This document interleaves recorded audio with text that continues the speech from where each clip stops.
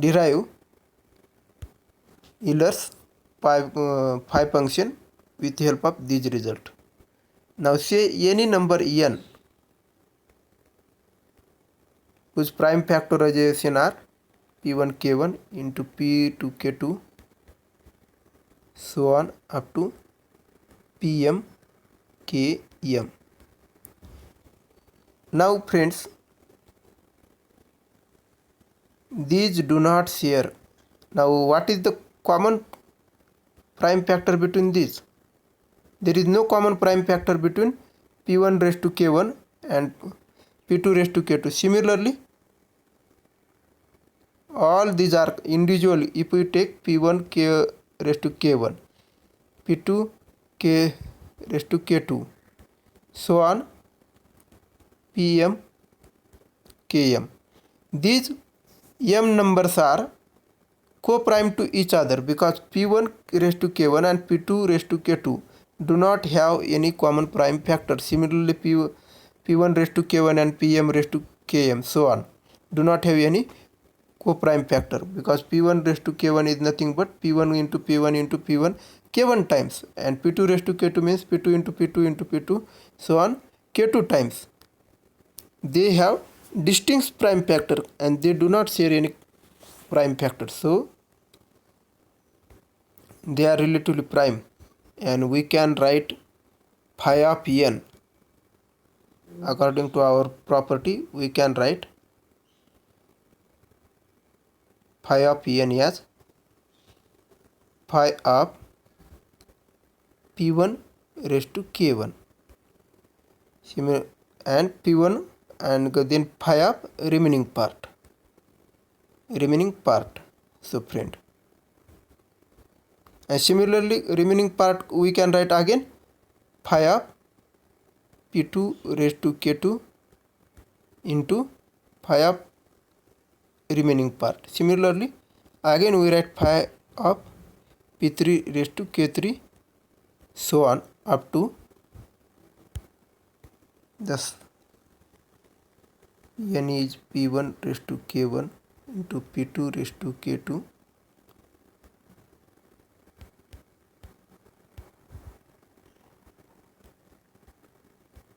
so on pm raised to km.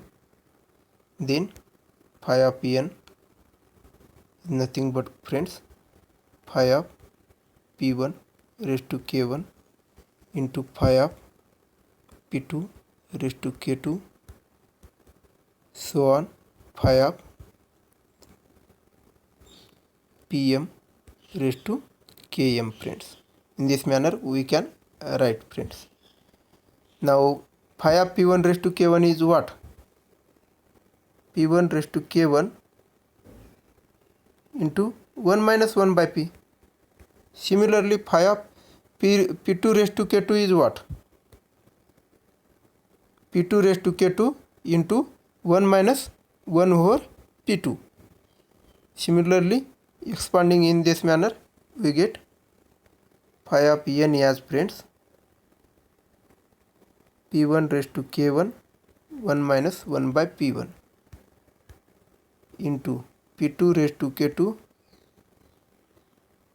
1 minus 1 over p2 so on pm 1 minus 1 over pm. Now p1 raised to k1 p2 raised to k2 so on into pm raised to km. This can be multiplied together and this is nothing but n. So friends, phi of n is nothing but n into 1 minus 1 by p1 into 1 minus 1 by p2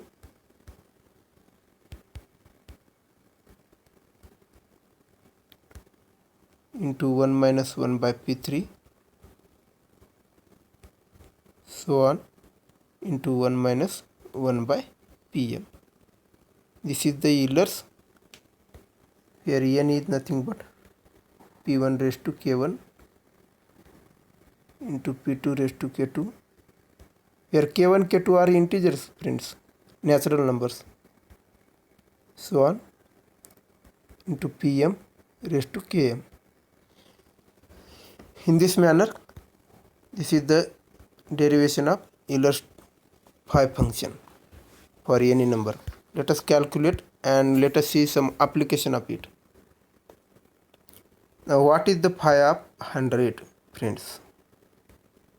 What is the phi of 100? 100, first factorize 100.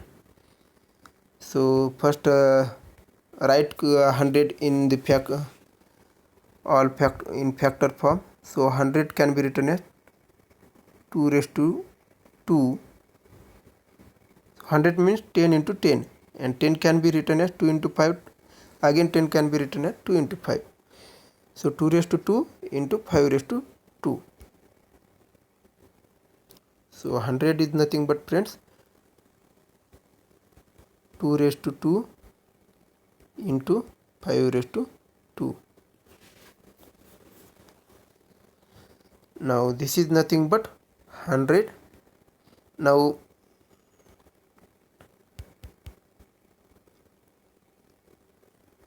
hundred into, now 2 and 5 are the prime factor,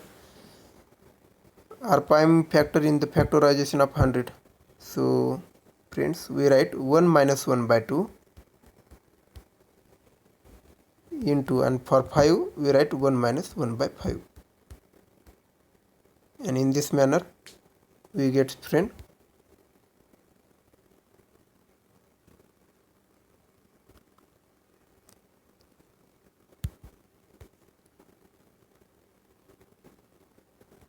hundred as 100 into 1 minus 1 by 2 into 1 minus 1 by 5. So that is nothing but, friends, 100 into 1 minus 1 by 2 is nothing but 1 by 2, and 1 minus 1 by 5 is nothing but 4 by 5. So 2 into 5, 10. So 10 and this get cancelled and 40 comes. So here is 40. Now friends, phi of 100 is 14.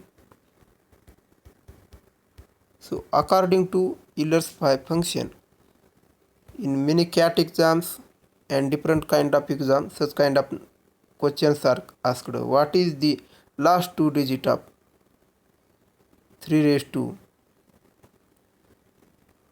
201? Then we will use Euler-Euler's theorem.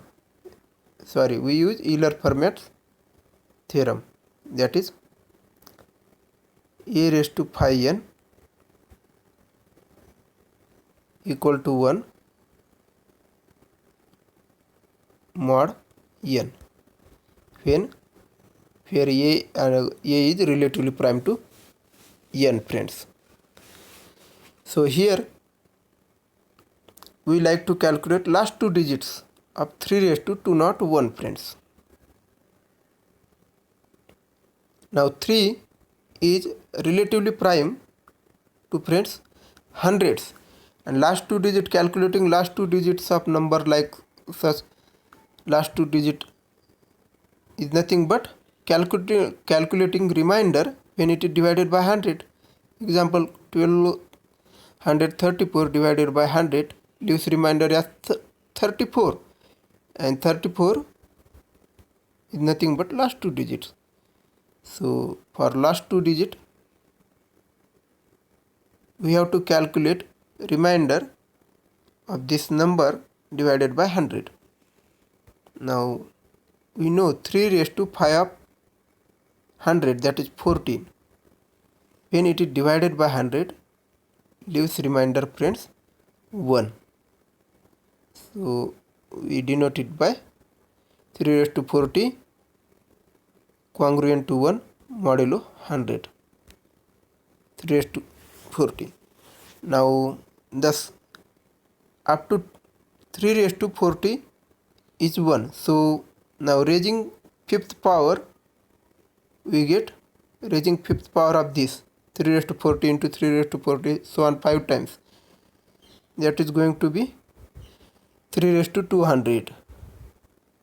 Now we also raise fifth power of this 1.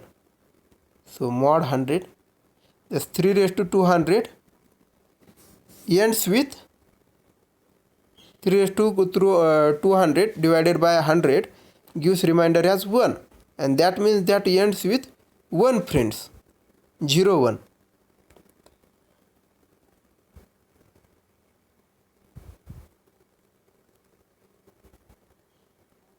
So 3 raised to 200 ends with 0 1.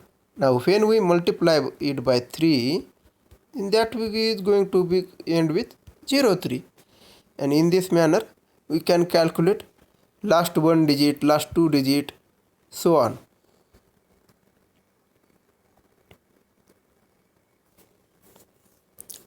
Thus friend, we can say that if any number a is relatively prime to 100, then that's power.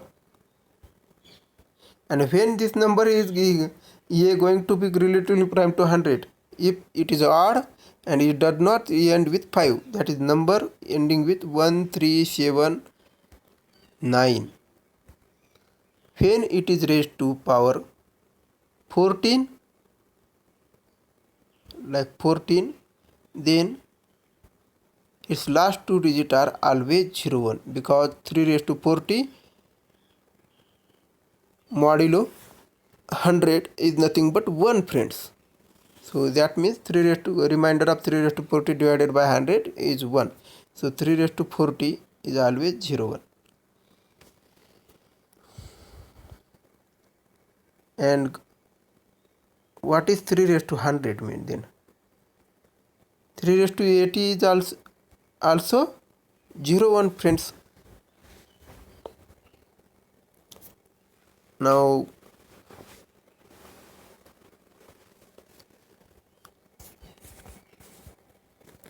for 3 raised to 20 we have to calculate then 3 raised to 20. So what is 3 raised to 20 modulo 100?